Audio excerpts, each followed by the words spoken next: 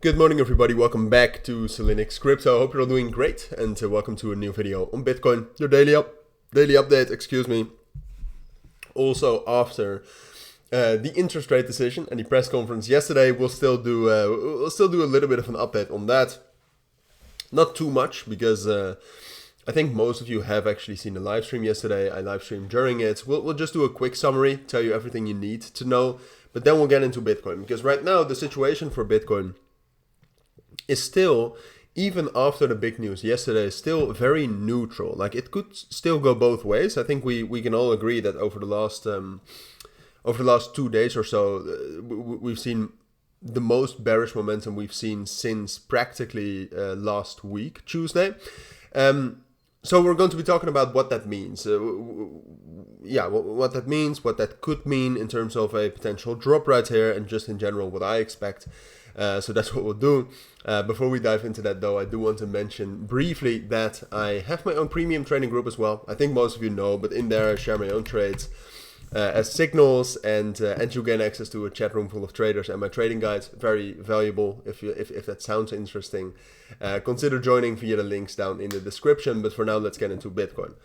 All right, so what happened yesterday is the interest rate decision, which stayed the same as expected, but most of the value was in the press conference.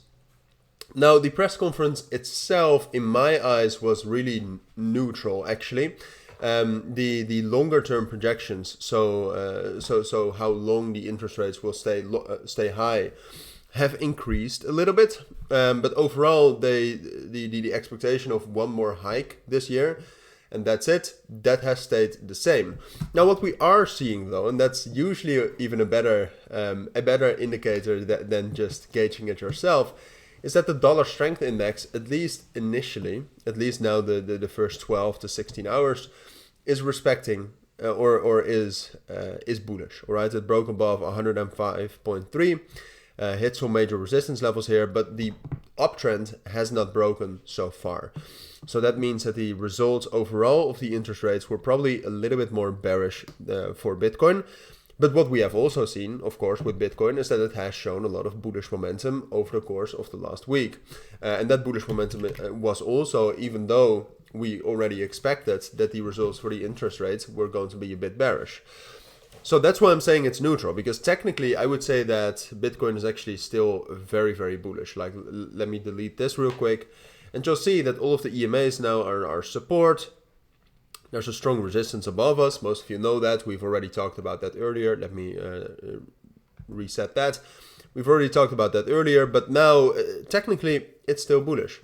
All right, if we take a look at some other statistics, you'll see that the volume and the open interest have started to drop down a little bit, which is, not necessarily bearish, but it's also definitely not bullish.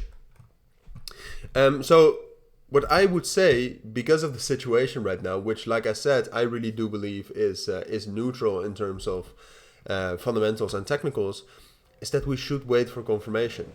Bitcoin right now looks quite weak, all right, but it is technically not weak yet. So the thing I'm waiting for is a breakout either above our main resistance or below our main support. Our main support is 26,700. I think we're going to test that today. If we're able to hold that today, then we'll probably test the resistance right here at 27,600 and 27,500. If Bitcoin falls down below 26,700, then I think we have to assume that a further drop is coming, and that will drop down to 25,700 at least. And this is what I think the most likely scenario is, given the fundamentals of the market, both on the short and long term. But in the end, like I said, it's waiting for confirmation. And confirmation is either a breakout below 26,700 or a breakout above 27,700. So until we have one of those breakouts, we don't have a clear direction in the markets. But I'll keep you updated on that. All right. For now, this is my full analysis on Bitcoin. Thank you for watching. Take care and bye.